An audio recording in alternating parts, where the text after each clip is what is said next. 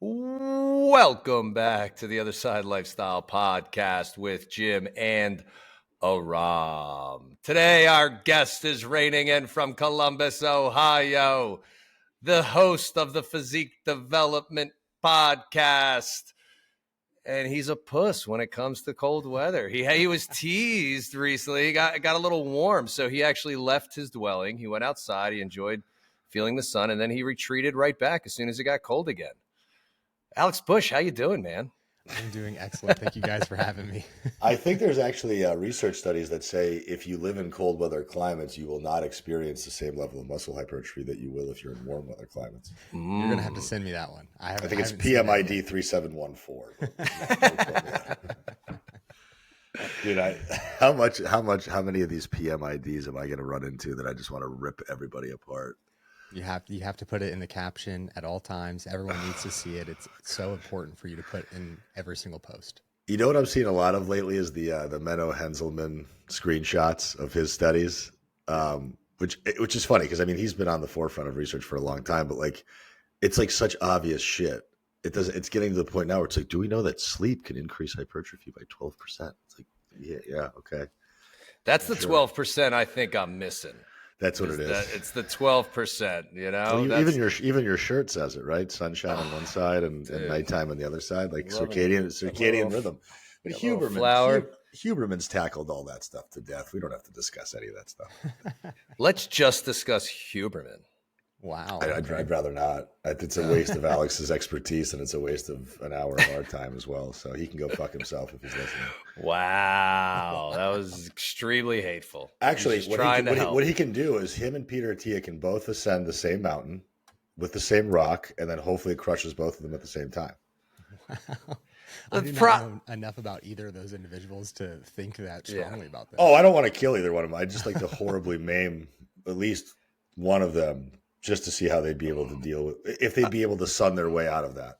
I don't view the stuff they put out as like, it's not bad per se. It's just these things that maybe somebody's already living an optimal lifestyle. And now here's this little thing, get the sun in your eyes the first 7 minutes of the day and all those kinds of things, just pointing out all these random studies that for the average person is the problem, where they're going, oh, that's the thing. It just adds to that. Oh, that's the thing I'm missing. And that's the problem. Right. It clouds the thinking and gets people away from what really matters. Yes.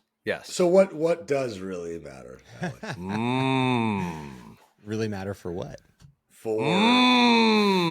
God, I fucking love context. This guy's the best. Well, what are most of our clients? For everyone from every background. Just I want you to paint with the broadest brush possible. Yeah. No, all kidding aside. Is he frozen? That's the best screenshot you can ever possibly have of him being frozen. He looks very good in that picture. It is. We can't hear him right now. Hold on. It says he's uploaded good. He'll be coming back. He's back. Riverside just booted us. Now we're back. I know. No idea what happened. The last thing that we said, which we then cut out and you can respond to, assuming it all shows up normal, was when he asked the question and you said, for who? And then I said, I don't know if you heard me say, for every person from every background. Oh, I didn't hear that Ever. part, no. Okay. And then you were like this. Your facial expression is fantastic. But no, I think the reality is, Alex, is most online coaches are probably seeing very similar clientele. Most people are trying to reduce fat mass, increase some visible muscle mass, and increase their quality of life by just feeling better. I've been a strong proponent of hypertrophy training essentially my entire career. I've become even more biased towards it lately. I've just seen how advantageous it can be. When it comes to giving people advice, let's start with just general advice for, I'm a general population individual. I want to just do what everybody wants to do. I want to look better in and out of clothes. Yeah. So I would start with understanding the exercises that we're performing, like getting really good at executing the movements themselves and not getting so caught up in the thought of this is the exact amount of training volume that I have to have. I need to be able to increase my weight every single set and have those metrics being the big driver to the training to start. I think that it's really important for people to understand just the movement patterns and making sure they feel good through those movements, because too often people are just, they think hypertrophy, I have to do progressive overload, which is certainly true, but they get caught up in the fact of like, as soon as I start training, I want to grow muscle immediately. And then they get caught in the situation where they're just chasing increasing the load every single set and not having the kind of prerequisites in place to actually do that. Can you speak to the newbie phenomenon, please? Because I think people get very discouraged about the learning curve when it comes to training, but I actually tell people to reframe that and say, hey, you're in a very privileged and exciting position right now. Like, you haven't been able to capitalize on all these new gains that you're about to be able to be exposed to. Whereas for me, for you, for Jimmy, after 20 plus years of lifting, like, we're fucked. Like, we don't have that opportunity anymore. We're scratching the surface. Like, we can, maybe make small, tiny incremental changes over the course of 365 days. And these folks are in this amazing position to where, like, hey, you're new, enjoy these next 3 years. So talk about that, like, kind of that newbie phase and how exciting that should be. Sure. I think the newbie phase is a time where someone can really focus on learning about nutrition. I know we're talking more training, but this is a time for them to better nourish their body. Oftentimes when people get into the gym, they're wanting to see fat loss. And so they're going to go into a calorie deficit to get started. And for some, that may work out depending on the amount of body fat that they're carrying, certainly. But this is an opportunity to really nourish their body and see the best recovery possible and allow for their body to be in a place where they can feel good. I think that's the thing that people should be striving more for, is feeling good and performing well relative to being like, I want to be as sore as possible and be complaining about how hard my workout was every single day to my friends and telling them how terrible it is and they should do it too. But if I'm not sore, it wasn't a good workout. Exactly. So dispel that myth for the 567th time, because soreness is not going to be the direct indicator of hypertrophy or muscle growth. It could be a byproduct, certainly, but it is not going to be a one-for-one correlation. And I think that hypertrophy is going to happen over an extended period of time. It's not going to be something where you're having one workout and it's like, okay, I achieved hypertrophy that specific day, and now I'm seeing the density of my muscle improving. It's like, this is going to happen over an extended period of 3 months, 6 months, 9 months, and beyond. And so thinking in that context is tremendously important, because it's not just going to be a one workout and all of a sudden I've put on Arnold biceps or something along those lines. Why is it that hypertrophy training, bodybuilding style, progressive overload training reigns supreme when it comes to body comp change versus things like group fitness, versus things like CrossFit, powerlifting, Olympic weightlifting? So I find that hypertrophy is the best because it's probably the most trackable and the most easy to adjust to the individual, because the group fitness classes are going to have a set program that is set for the entire class, and then they're going at a set pace. And that's just not what each person is going to need. Each person walking into that class, especially if you were sitting there just seeing the people coming in, they're all different shapes, they're different sizes, they're going to have different experience levels, and to put them all in the same exact workout going at the exact same pace is really silly. I understand the financial side of things and it being something where it's more cost efficient and it gets people in the door and it's more of a team aspect and you're able to be around people to motivate you. But for hypertrophy, it being something where you're able to be so specific to the person that they're able to make better progress over time. And it's much easier to track relative to a CrossFit gym, where you go into a CrossFit gym and they have the workout of the day on the board and everyone is doing that particular session as well. There's going to be some modifications for a beginner or more advanced individual, but for the most part, it's the same exact thing. And so the ability to track and make adjustments for and be more specific, I think, is the big benefit for people. With people, the people that are listening who hypertrophy training kind of scares them. The idea like, oh, I'm not a bodybuilder. So we use these phrases like bodybuilding and hypertrophy, and people could easily be listening. Well, I'm not a bodybuilder. I don't want to grow my muscle, and this hypertrophy thing scares me. I don't want to do that.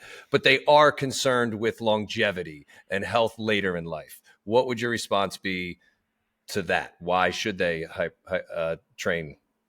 Hypertrophy training. I don't know. Hypertrophic training. So speak to those people. Absolutely. So one, bodybuilder and hypertrophy. Yes, hypertrophy is going to be important for the bodybuilder, but for hypertrophy to exist, the bodybuilder does not have to exist. I think that that's one thing that is important to note. And to become the size of a bodybuilder, there's going to be more than just the specific training that they're going through. And it's not going to be something where that person starts doing hypertrophy training, all of a sudden they're going to start progressively looking more and more like a specific bodybuilder. It's really going to be catered to what they're focusing on within their training. And so that's going to be the thing to drive home is like, you can still train from a hypertrophy approach, but it's not going to be something where you're going to balloon up immediately and all of a sudden be asked at your local dinner of like, hey, are you a bodybuilder now? Like that's just not going to be unless they're taking enough zinc, then they might blow up. If they're taking enough zinc and magnesium and vitamin D, they might. It's probably creatine. Yeah, it's creatine. And I think it feels like bodybuilding is the one category of training that people associate with bodybuilding, the sport. Like people who do CrossFit, 99% of them are not expecting to become CrossFit athletes. They're not expecting to look like these people, but with bodybuilding, you have, well, I'm not a bodybuilder. No, it's a style of training. Yeah, I think even sometimes that, just for people to understand, it's just a style of training. And I also think it's going to be done properly, probably the best option for people's joints as well, where they're going to be training at a place where if they were to go into more powerlifting or lower rep ranges, they're going to put potentially their joint integrity at risk. And where we're at some higher rep ranges, they're able to use a little bit of less load, but still get the body composition improvements that they're seeking. I think it's a win-win on that side as well. Yeah. And just even to maintain, knowing that people are going to lose muscle I'm older, I'm 45, you start losing this stuff. So even that, it's like, hey, you might not even create at a certain point in your life hypertrophy. We're just trying to not lose at a certain point. So even just to train like that, to try to keep as much as you have, it's going to take a lot of training for a 50, 60-year-old woman to grow without, getting on some hormone stuff. But hey, if we can maintain, that would Absolutely. be a fantastic and I would goal. say that for the older demographic, I have clients who are in their 60s and 70s. And one of my clients that comes to mind is my dad, and he's 66 years old. And so for him, it's really something where if he trains consistently and we have him doing more hypertrophy based training, it's just better for his energy. His energy improves by just getting the 3 training sessions in a week. He's not going to crazy intensity with his exercises. It's really just a matter of him getting in there, moving his body, challenging himself, certainly, but not something where he's pushing himself to failure every single set by any means. Well, and failure is going to look different for the individual, right? Failure, the way that I explain failure to my clients is if you have a intended full range of motion, failure to me is when you can get to about half that range of motion despite your best effort without having to contort the rest of your body to finish that movement. And that's a relatively easy way to visualize and explain that. But that doesn't mean that you have to be at an RP of 10 and an RIR of 0 constantly, even though, in my opinion, I don't see a downside to it, to be quite honest with you, because it's local fatigue versus systemic. And I would like for you to touch on that if you wouldn't mind. So I think that's going to be more dependent on the exercise, right? If we're going with a hack squat, for example, that's going to have more of a systemic impact on the body as a whole from a fatigue standpoint relative to something where maybe we're doing a bicep curl, right? That's going to be much more local. So I think it comes down to the exercise for how often we're going to failure, as well as the structure of the training. If we're training lower body and we have maybe a bent knee RDL, and then we also have a back squat, for example, and we take the last set of those 2 exercises to failure, we probably don't have a whole lot of overall failure training left in us in that session, because those 2 are going to be very systemically impacting. But if we were to look at it and say that we still have the back squat, we still have the bent knee RDL at the beginning of the session, and maybe we leave a couple reps in reserve for our final sets there. And then later on in the session, we go to failure on we have 2 or 3 sets of leg extension, then we have 2 or 3 sets of lying leg curl, and we take those sets to failure. That's going to be certainly a different impact to our overall training as well as our recovery for the week. And even at a certain age too, even if they can just get to that understanding, like even just 2 or 3 RIR, exactly. Just getting there. Like it's funny you brought up your dad. I just had a conversation with my dad a few weeks ago. He's been getting healthier since retiring, and he goes and lifts, and he showed me what his workout was. It was so many exercises. And I'm like, what's this looking like? And he does 3 sets of 10 on like everything. And I go, and you change the weight? No, I just did 3 sets of 10. Like this one, it's like 60 pounds. This one, it's this or that, whatever. So I downloaded the Strong app for him for free. I put 3 workouts in there. I'm like, we're going to break it up a little bit so you're not there so long. And just said, if you can do, I go, just keep the weights the same. If you could do 3 sets of 10, you log it. Next time, just bump it up a little bit and do 3 sets of 10. If you can do all 3 sets of 10, bump it up a little bit just to kind of get them to that point where it's like, oh crap, I'm actually lifting a lot more than I thought. Because when you're doing the same exact thing, the same way, it's nice. You're there doing it, but not necessarily going to be as beneficial as if you push a little bit. Yeah, absolutely. Yeah. My dad, before I started taking over his programming, was just going in and saying, I want to train my chest. And then he was just finding different pieces of equipment and being like, I'm going to do a couple sets here. And then I see that piece looks like it trains your chest too. And I'm going to do a couple of these. And I'm like, okay, we got to stop this. This is over. But it's funny because I know experienced people who do that. Oh yeah. Being in San Diego, I'm exposed to 2 or 3 different bodybuilding gyms, and I'm watching guys and girls that are, if you looked at them, they know what they're doing, and they got 2 hours worth of chest in front of them. And I don't understand this love of volume that we're starting to, like. It's also going in the wrong direction too, because I think we see plenty of proponents of super, super low volume, super high intensity, kind of that Dorian Yates model. I think that landing somewhere in between probably makes sense, but let's discuss volume a little bit. Let's discuss sets, reps over the course of a week. I mean, obviously, I think we've seen plenty of evidence to suggest that anything between 3 and 25 reps is going to do it. And anything between 8 and 25 sets a week cumulatively is going to do it. So where do we land? Yeah, super helpful reference ranges. Your average male testosterone is between 300 and 900.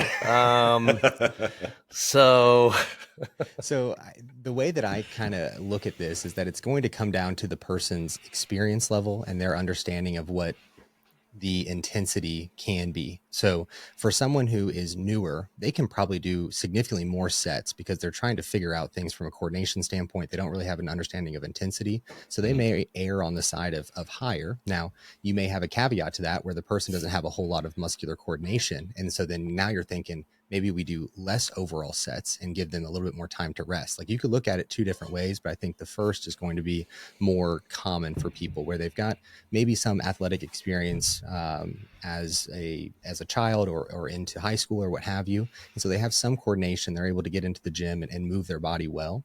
So I would say for the newer person, having more total sets is advantageous. But as that person improves in overall strength, I think that at that time, as they have more training under their belt, that is when that lower total amount of volume starts to really apply. You talk about Dorian Yates, another person, Jordan Peters. Is that massive human being from the UK? Is it Jordan? The guy who, not the guy who trained by JP. Is he the guy that wears jeans and like a dress shirt? And he's like sandals. He wears sandals. Okay. He's one of those that's like, I do 2 or 3 sets for specific body group or muscle groups, and he's able to see crazy progress, but he's also incredibly per week. Strong. Yeah, per week. 2, 3 sets per week. Yeah. And he's taking everything to like absolute failure with each. Now I may have a misunderstanding. I'm just seeing like bits and pieces of his content, right? I don't know everything, but for that individual, I think that if we can get to and very close to failure on a more regular basis, and they've got a lot of strength, that's when their sets are going to kind of decrease as a whole. And it's one of those things that when we look at an entire training phase, you're going to have something that's a priority. So now you're looking at what are you really wanting to see change within your physique? And if it's your glutes, if it's your shoulders, your chest, there's going to be more biased volume towards that muscle group. But also, how are we progressing that total volume as well? Like, what is the goal here over a 12-week time horizon for you to make progress consistently and not just overexpending yourself to start a phase? And if you see this reference of 20 total sets for a muscle group, that's going to be best for hypertrophy. Okay, I'm going to immediately do 20 sets. You are going to be beat that first week. And then what is the progression beyond that point? I think that being able to time things out and look at it over an extended period of time rather than just this week of training, I think is also important. So patience patience. Yeah. is what we can all learn from this. Well, I think, and so I wanted, it's a good reference range to have. You know, I usually tell my clients, like, and I just did a presentation for a seminar for some virtual thing. And I told people 6 to 15 reps for most people. If you're getting 17 or more, it's probably too easy. If you're getting 5 or less, it's probably too hard.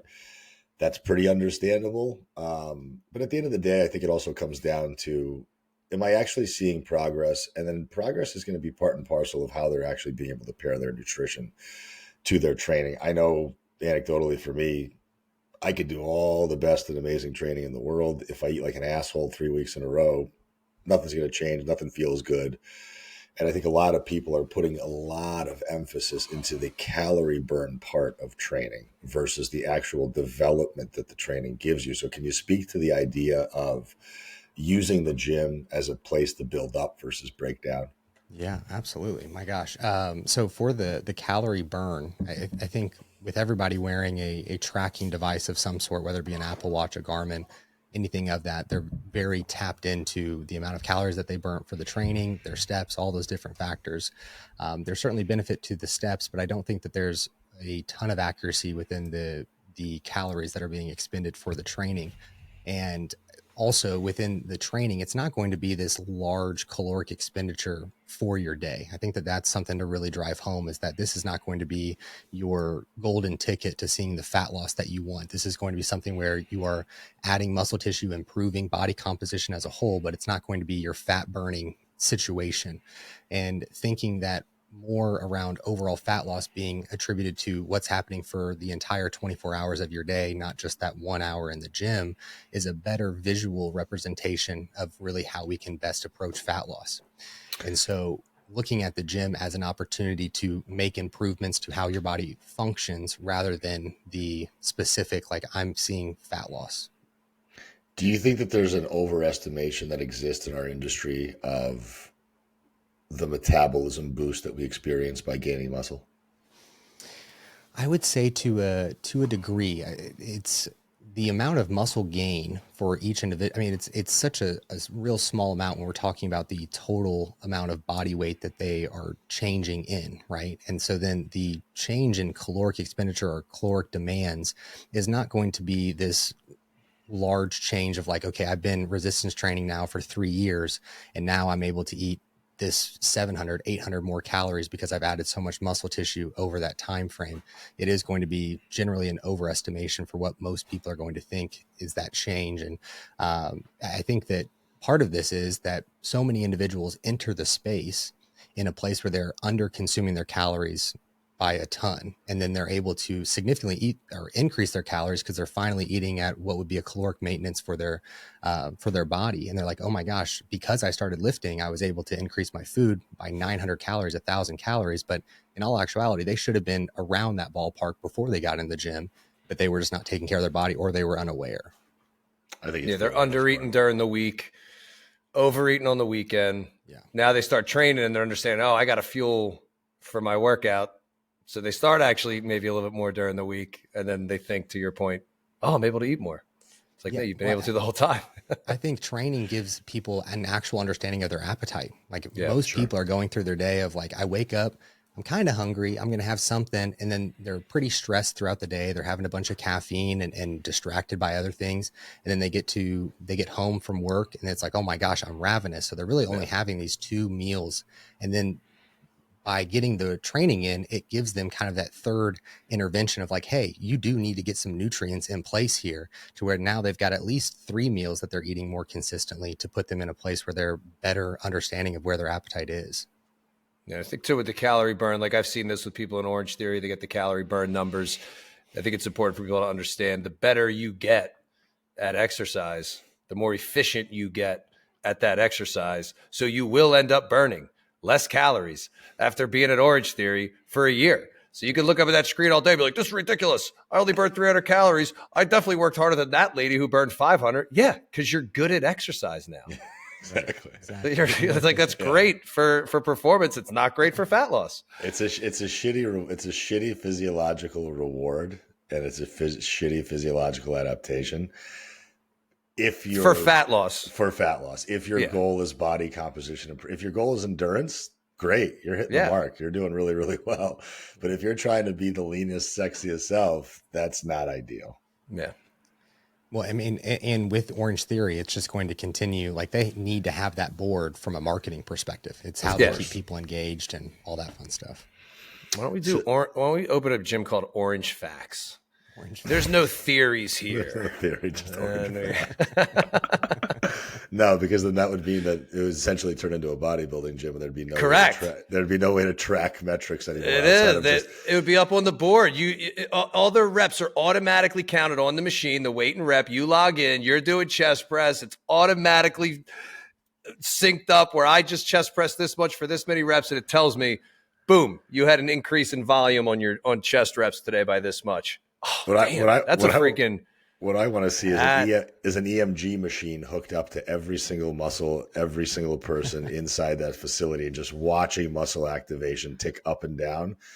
I bet we'd start to see a lot of awareness. Can we shock them electrically if we feel like they're slacking or like they started trying to do jumping jacks in between sets? We shock them and be like, no, this is a rest period. Stop doing jumping jacks.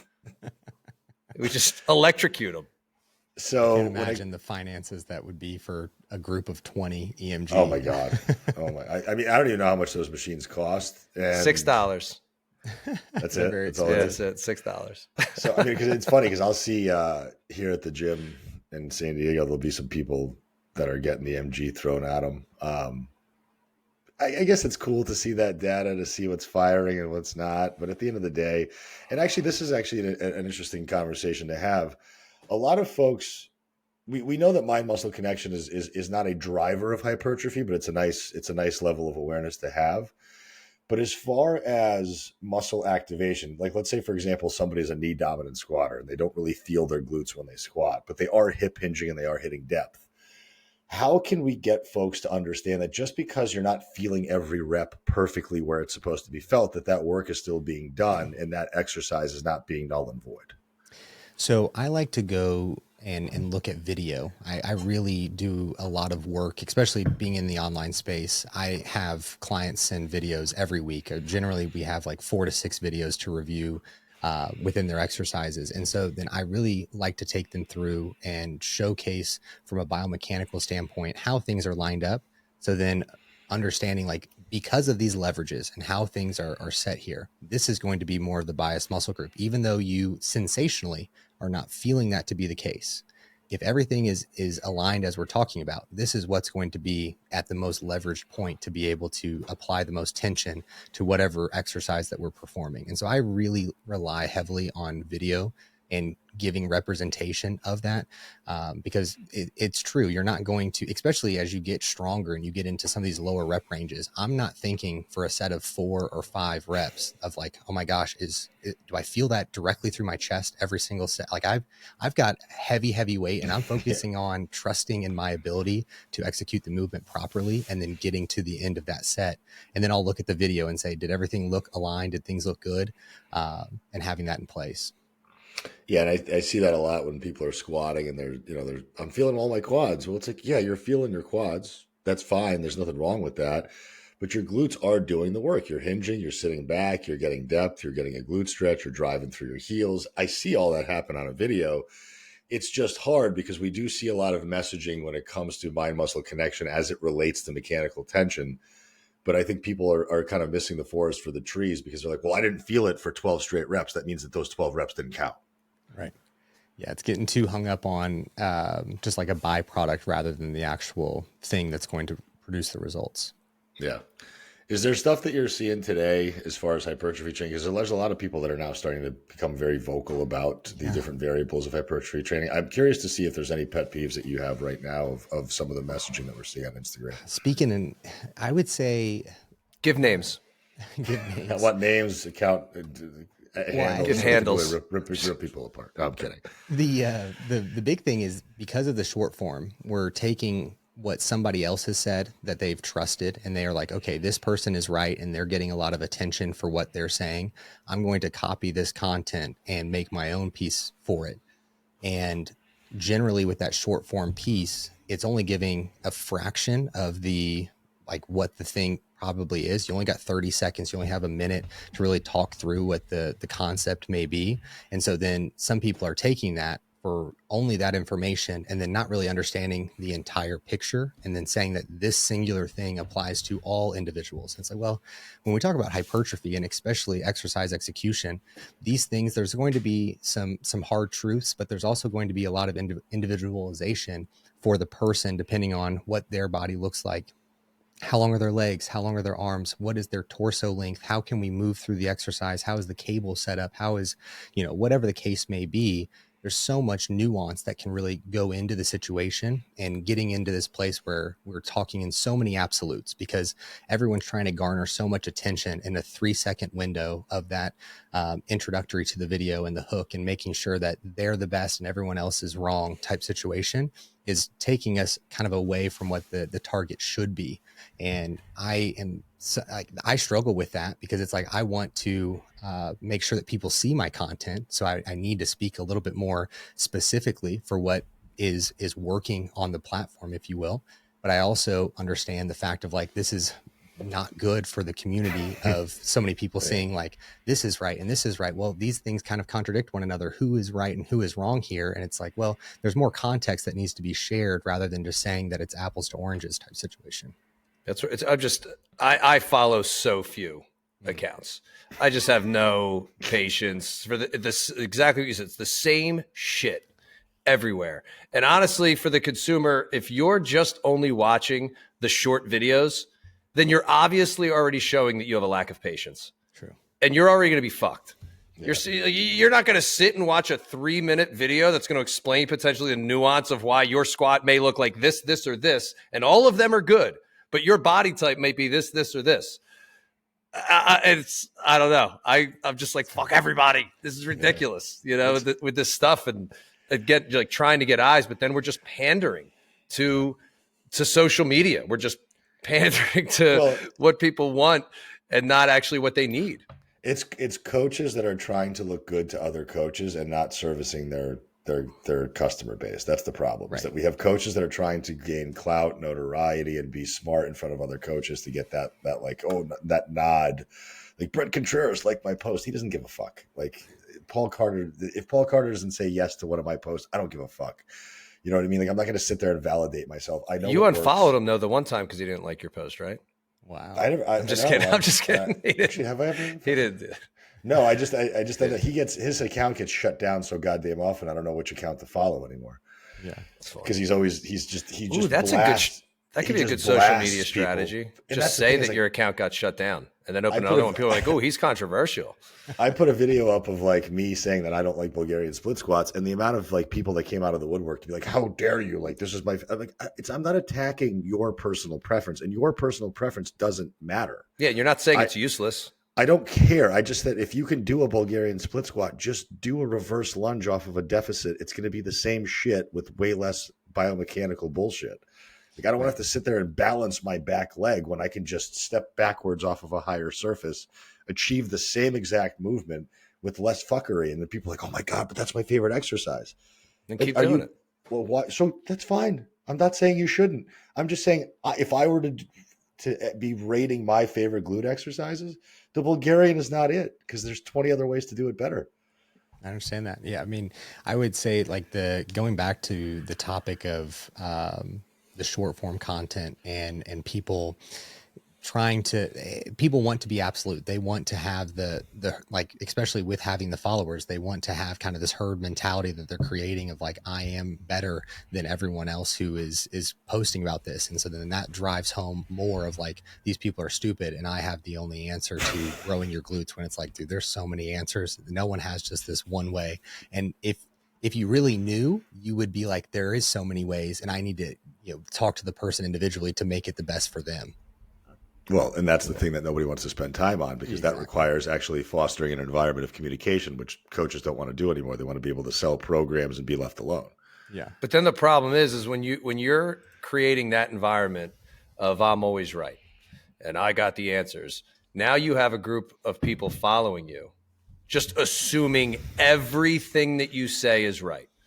Just because five posts in a row were good stuff doesn't mean the next one is. And you see this like in every genre, not just fitness, you know, what that person says is gold, which then leads to more and more problems.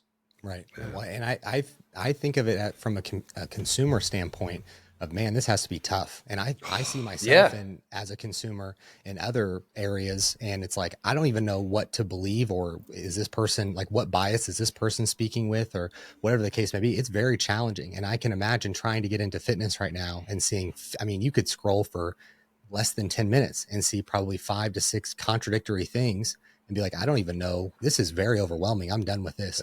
But as you said earlier, it's like, if they're going to short form content to like get the journey started, it's probably not the best place to start either.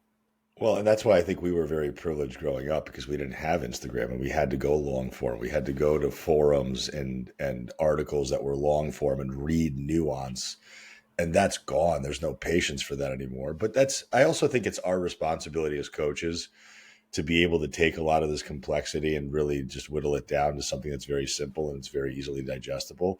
Because we understand that when somebody's paying us on a monthly basis, we can't elongate this process and just keep milking people for money. Like, we have to be able to get to the point quicker and be able to deliver results on a little bit of a shorter time horizon, because we have to be considerate of people's finances and of people's limitations. And that's where I think, like, you know, I'm an advocate for machines versus free weights. Like, if you have access to a Planet Fitness versus the dumbbells in your house, go to Planet Fitness. Like, I'd rather see you do squats on a Smith machine, have a leg extension, have a hamstring curl, than sit there and try to figure out how to fucking jerry rig all this stuff in your basement with a band and a couple of dumbbells, where you're going to be so frustrated trying to set yourself up into these positions and master these movements. When you're paying me $275 a month, just go to Planet Fitness. You're going to be able to circumvent that learning curve in 20, 30 days versus 20 or 30 weeks of trying to figure it out on your own. Yeah, absolutely. So actually talk about that if you wouldn't mind, because we do have a lot of people that do work out at home, and some people do have some limitations with equipment. And obviously we can get some stuff done. But in your opinion, I would imagine it's probably similar to mine. Is it unfair to say that a gym is just a better environment to be in for hypertrophy purposes? So we're comparing it to having dumbbells and bands at home. Yeah.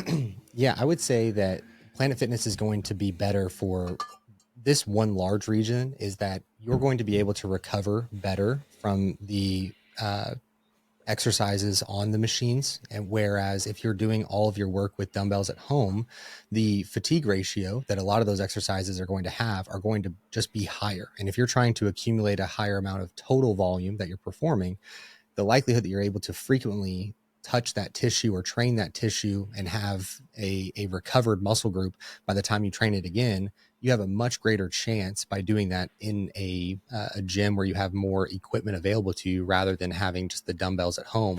As well as there's an enjoyment aspect to this as well. Like, if we only have dumbbells and we're trying to train for 2-3 years and beyond, that's going to get so boring and monotonous. My gosh, you only have, you're talking less than 15 probably total exercises that you're able to utilize in the most bang for your buck type movements for all of your muscle groups. Maybe I'm just spitball.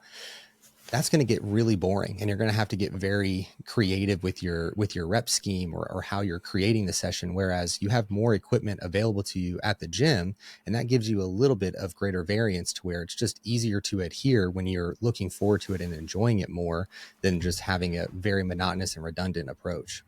Yeah, less setup time. Yeah, exactly. Everything. Not to mention risk of injury, having more stability, which obviously increases hypertrophy potential. Like, all that stuff, I think, needs to be considered. I had a consult call with a woman today, and she's like, "Oh, I have dumbbells at home." I said, "What do they go up to?" And she said 10. Oh, I thought you were going to say 20, but not no, even she that. said 10. I'm like, "Listen, ma'am, you don't have dumbbells. That's not dumbbells. That's a cat. You have a that's cat. a paperweight. Yeah, it's a door. So at some point, like, we can't, like, if I have to see another full-grown adult goblet squatting a 10-pound dumbbell, like, I'm going to throw myself through a window. Like, if you're overhead pressing and goblet squatting the same amount of weight, we got problems. But even that, for like a goblet squat, you're still limiting the growth potential for your legs when you're doing a goblet squat. Your arms are only going to hold so much weight for so many reps. Right. My upper body always burns out if I'm doing a goblet squat. Like, I'm doing a goblet squat for core. not for leg development. Exactly. You know? Yeah, I mean, I will say on that goblet squat. I was at Brian Shaw's gym in Denver once, and they had 200-pound dumbbells, and I tried picking one of these things up and doing a goblet squat with it. By the time I got it up to that position, You were just done. being able to hold it in front of my face, deltoids fried, shoulders were, everything was fried. And by the time I can get into a deep squat, and the dumbbell was so big, it was just nailing me in the thighs the entire time. So like and I try to explain these natural limitations to folks, but until they've been in the gym setting and have appreciated the energy inside of a gym, right? Because you're just, it's lighter, it's brighter, it's a little bit louder. There's people around. And if you work from home and then you also work out at home, that's a very lonely existence. We're definitely in a time in our history where there's a lot less socialization, obviously, like with actual human interaction. So I was going to say it before what you just said, if you're somebody who's working from home, I think it's even more important to go to the gym, even if you're not interacting with people, just to be around people. People are missing that so much. That's why we're having, just adds to the mental health issues that people are having. Absolutely. Feeling isolated. Yeah, I mean, Alex, you have a ridiculous gym setup. You got cable machines. What else do you have? I know. I was about to say, I was like, I'm kind of a bad example here because I do work from home and then I train at home. But my home gym setup is honestly a dream come true. This is something that I've always wanted to have, and so I was able to do that. It was the craziest timing because we started ordering equipment in 2019, like at the end of 2019. And so then a lot of the equipment started rolling in like late February, early March of 2020 as everything started to go crazy. So I don't know if I had obviously no inkling that that's what we were headed towards, but we were able to get a lot of the equipment early on. And so here at the house, we have we have a lot of prime equipment. So we have the Prodigy rack, which for the listeners, this is a dual cable that you're able to have adjustable up and down. And then there's also a pulley from the top where you're able to do pull downs. And then you're also able to turn this into a squat rack, or you're able to put like a dip bar on it. You're able to do step ups. Like there's a lot of things. I think that there's over 100 exercises that you can do on that particular piece. If you have, so it's essentially a Smith machine and a cable system combo. Yeah, but there's no attached bar. Oh, okay, got it. Yeah. Okay. I've got dumbbells from 5 to 130, and then I have two, like leg extension, lying leg curl. We have a functional trainer, a Smith machine, and then the chest supported horizontal hammer strength row. And then we have a Cybex hack squat, or not a hack squat, a leg press. Do you now, with all that stuff at home, will you still enjoy going to a gym every once in a while, or are you basically at home all the time now? So I use the home gym a lot, but I will still go to a local gym when I have the opportunity to do so. At this current moment, like Monday through Wednesday are my craziest work days. And so I'm here, and then I'll train here at the house on those days. But if I'm training Thursday through Sunday, it's generally out of the house. Yeah, I built up my garage gym too, but I had to start going to a gym for legs. I was talking about, I'm done squatting. I don't want to put a barbell on my back anymore unless it's something light. Like, let me just go leg press. But yeah, like I got the free motion machine, which is awesome to have that, your functional trainer thing and the squat rack and all that. So I've worked out at home for years, and first time in, I don't know, probably 5-6 years, I've been in a gym. Okay. Just for leg workouts. Do some adductors, some leg press. I hate the hack squat. I did that for the first time this year, and I don't like it. I like the leg press though. Legs is important to go out and do in public because it's a little bit of extra accountability to not be a little bitch, basically. Like it pushes you just that little extra bit of like, I need to have the same intensity. Need to have the same focus. It's much easier to train at home when you're training back or you're doing a chest session or something like that. But if you're going in for a real grueling leg session, it's important to have a training partner, and at bare minimum, having the training at a public gym. Yeah. And I'm a teacher. I'm a high school teacher. Okay. And the gym that I go to, I see a lot of students. Oh, God. So it pushes me even more. Yeah. I'm like, I got to get an extra plate on there for the stuff. Jimmy's ripping his shirt off. Yeah, I cut the nipples out of my shirts. It's just weird. The style I'm trying to bring back. I don't know if it's going to happen or not. Bring it back? I didn't even know it ever existed.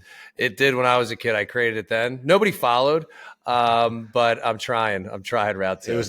Alex, from Mean Girls. It was in the Newark, New Jersey gym scene back in the day. Okay. Yeah, it was big. It was big. We would cut the nipples out of flannels and cut the sleeves off. button them up, go to the gym. We crushed. It's called the headlight look. Yeah, double wristbands, both wrists, wristbanded up. It was. I need to see pictures. There's some documentation. There has to be. Yeah. None of that's real. But yes, it would be awesome. It would be awesome if it was. As far as accessories are concerned, for people that do have home gyms, are there some affordable like accessories that you would recommend for folks, like heel wedges, bar pads, like stuff like that? Just if anybody's listening that might want to spruce up their home gym and not spend a fortune on buying the leg press or buying the cable rack.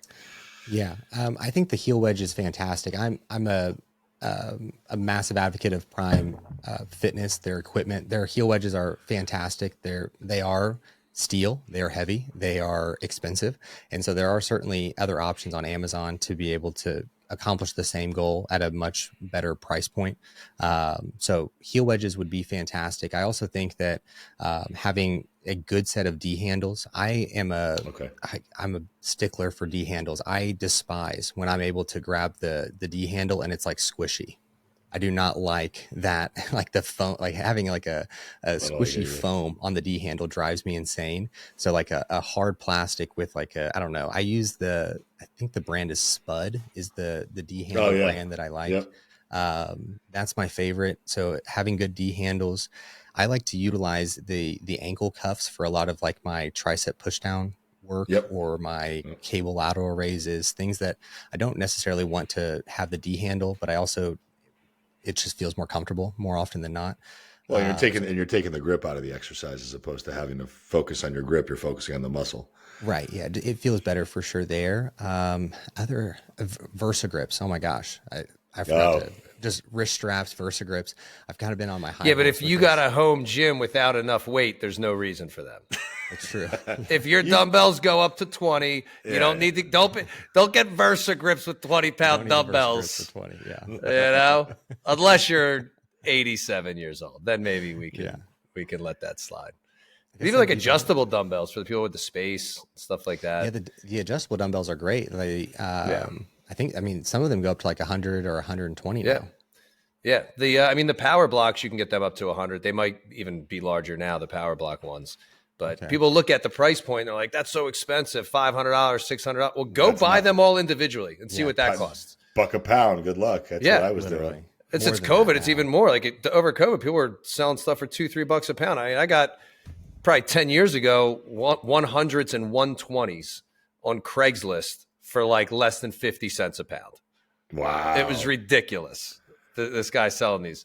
Well, that's a good place to go. So like Craigslist, Facebook Marketplace, OfferUp are all great places to be able to go and find some of the secondhand stuff. It's tough and now. Even like Amazon, down like they used to. I bought a seated hamstring curl leg extension combo on Amazon for like $350. It's not the best thing in the world, but it serves its purpose. If I need to do some hamstring curl work and some leg extensions at home, I could do it. Is there aside from like a terminal knee extension, is there a decent alternative for a leg extension equivalent for somebody with home equipment that doesn't have a leg extension? I don't know the exact name of this, but you're kind of in this like, what is the yoga pose where your butt's in the air? Like you're downward dog. And you push your knees back against the band. Yeah, I think that's, and you have the bands like around your hand and then it's around, like behind your knees. I find that to be potentially the best option. I've also done that in a way where you elevate your feet onto a bench and you follow the same structure. That's probably the best substitute for at-home training. I mean, we don't really have another example outside of the leg extension in even a gym setting to train the quads in a shortened position, or more specifically, get as much localized tension to the rec fem as we do in the leg extension. And so that's the interesting thing, is that we haven't even had, and I understand it's literally just one function of extending at the knee. Like that's what we're trying to do. So it's not a whole lot different that we could make happen, but it is interesting to me that there's literally only been one piece of equipment that's been made for that. Well, especially when you have hamstring curls with 4 variations of a hamstring curl. True. Yeah. But if I point my toes in, I feel it more. Oh, God. That's an hour podcast in itself. Yeah. I mean, we can, do we want to open that rabbit hole of how ridiculous that is? Because let's just, how about let's just, like, it's cool. You feel it more. It's a knee extension. Yeah. Twisting your ankle doesn't change the muscles used to extend your knee. Even to tell high school guys that. and they'll battle you. They're like, no, yeah. I'm telling you, I hit all the different heads of the quad by going out, straight, and in. I'm like, that's cool. You're getting extra volume. Keep at it. Or I'm not even going to argue it. How about you just use the fucking handles on the side of the thing and keep yourself down on the machine and don't let your butt fly up on every rep? I think so. Yeah, and so many people are generating so much momentum out of the bottom. They're just kicking as hard as they possibly can. So most of the time that they're actually getting into the concentric portion of the exercise, they're just decelerating all the momentum that they started with. So they're not actually contracting the tissue. And then they get to the top and they're like, ow, that hurt my knees. And it's like, you dum-dum, because you're decelerating the whole time. How about we slow down at the beginning and then start to accelerate as you actually have more muscular tension, and then having better control through the eccentric portion. I mean, it's really that simple. Yeah. Is there ever obviously this is for more advanced people, I would say intermediate to advanced individuals that have been at this for a while. At what point do we want to start prescribing things like partial reps, drop sets, and intensification techniques? Gosh, I would say that this certainly falls into the category of more advanced trainees. I think that if someone who is more is new or is more intermediate, they're really just implementing those things for the sake of something different and needing to have a different type of stimulus just for themselves mentally. I would probably say that after someone's really gotten to an established strength and has gone through progressive overload for extended periods of time, I would say multiple years before those things really become useful. And still to this day, we don't know the exact benefit of all of those things to the overall hypertrophy. Like how much real gain are we getting above and beyond what just a normal set to a strong intensity is going to reap us. And is it like also with the cluster sets, for example, this being something that we're pushing far beyond what that person's failure could be, like that could be something that they're doing. Are we even able to recover by the next time that they're training that tissue? Or are they going into that session still beat up from the last? And then we're just continuously compounding this level of fatigue that we're never seeing the results that we want to see anyway. Yeah, that's a big thing. I think it's really more of a novelty and a boredom thing than anything else. Yeah.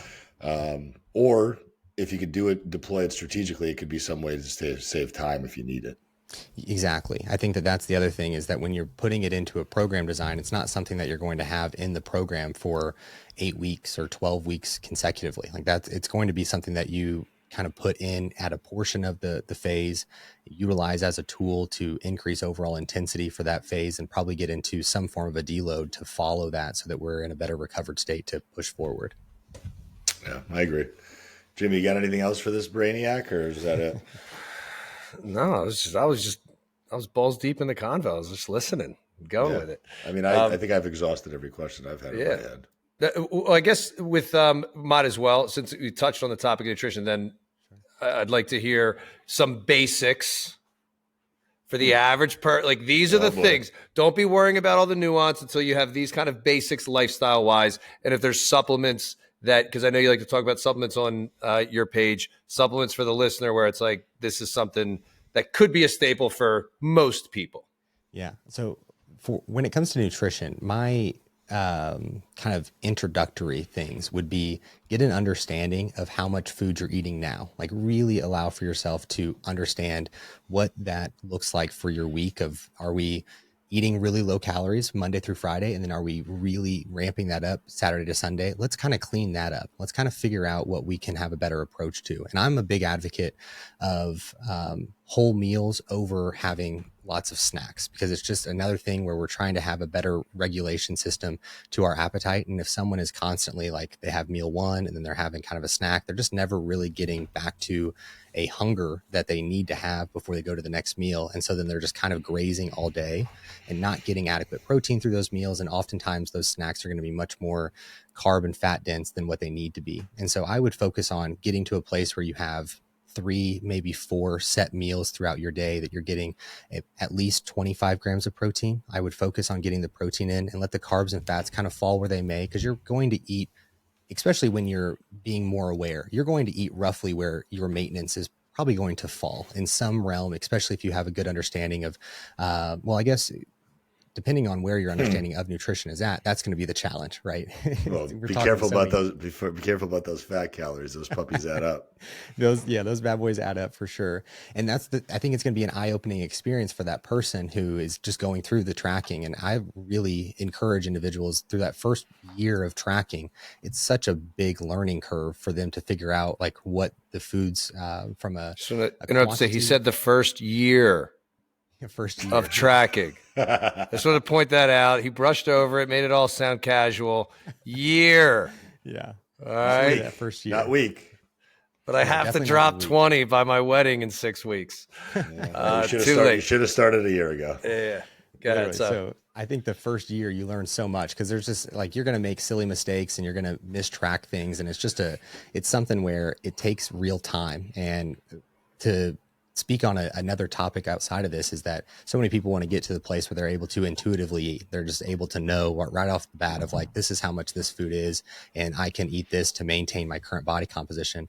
And that's only going to come from repetitions, and a lot of them. And so allowing for yourself, if you really want to get to that place and have real control over your body composition at your disposal, if you will, you have to put in the reps. And so the reps are going to be the best thing for you. And looking at it in that way, I played baseball all growing up. I played baseball in college, and I relate a lot of things to baseball. And I find it to be something where every day is just an at bat, and certainly not necessary for you to be a Hall of Fame baseball player to hit 1,000.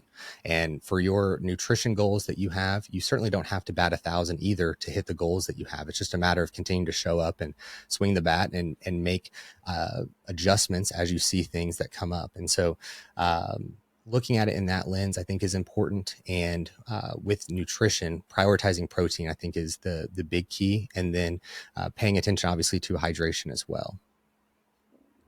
Yeah. As far as, I mean, any supplements, vitamins, minerals that you think that most people can benefit from? I think that there are 3 that people can, as a general recommendation. So the first one's going to be magnesium. I find magnesium to be tremendously important, because it is depleted by stress, and it Which is something one that specifically? So I think magnesium glycinate is my personal favorite. Okay. If I was to pick one, that would be the one that I pick. Considered the most absorbable one. That's my understanding. Yeah. From the research I've seen, that is the best absorption form, and it is going to have a high amount of elemental magnesium that's going to have better overall absorption relative and you won't poop your pants. Yeah.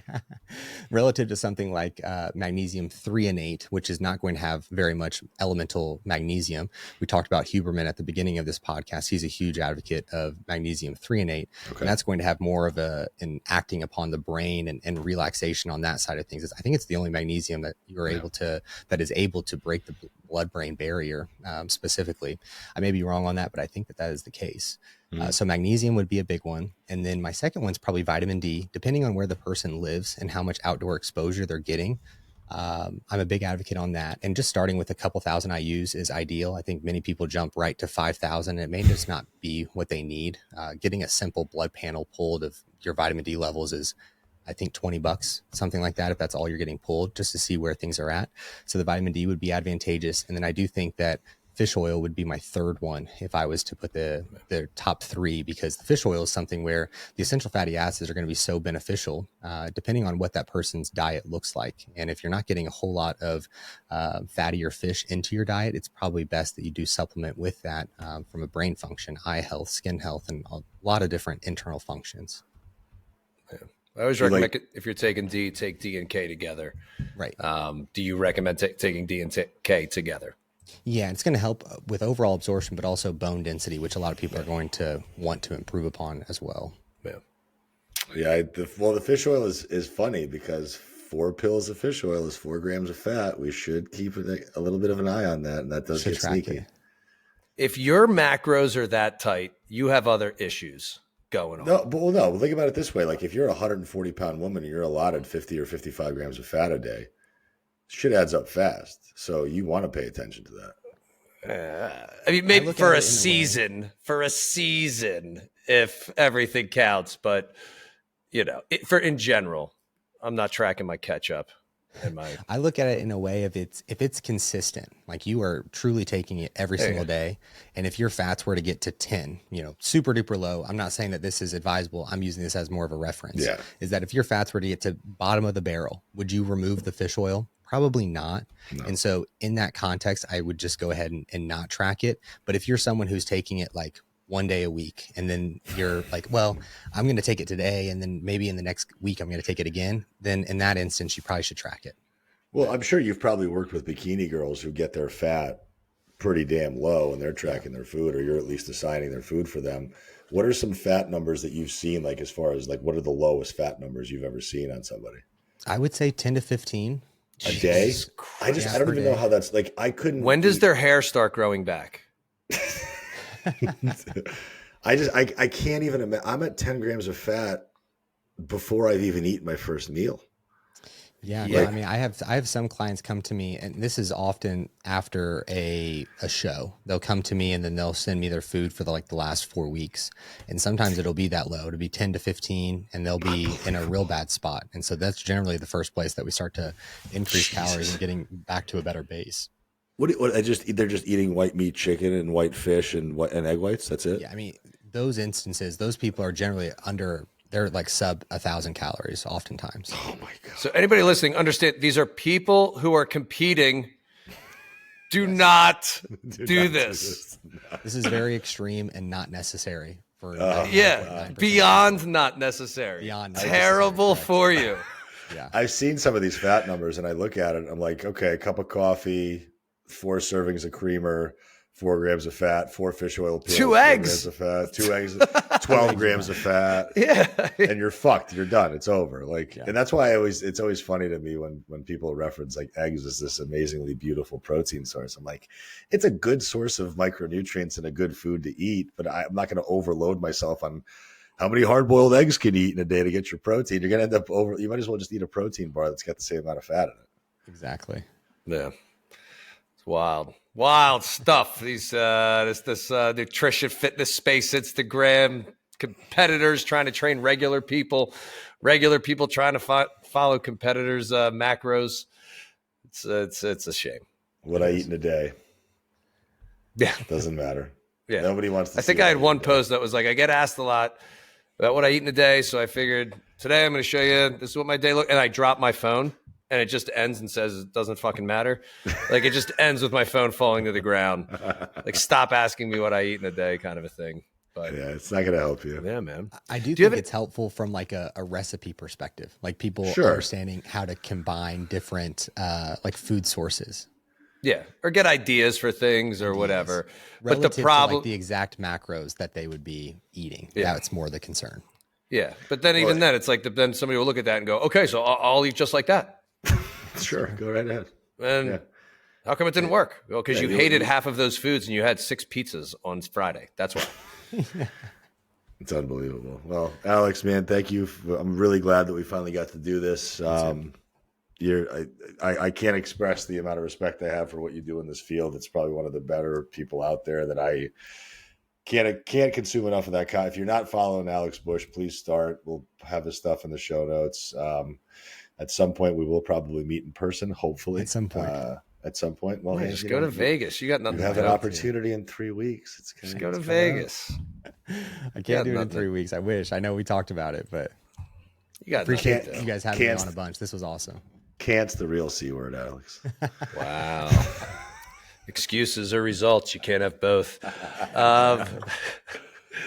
Alex, yeah, we appreciate you coming on. Definitely top 2, maybe top 3 most calming, peaceful voices we've had.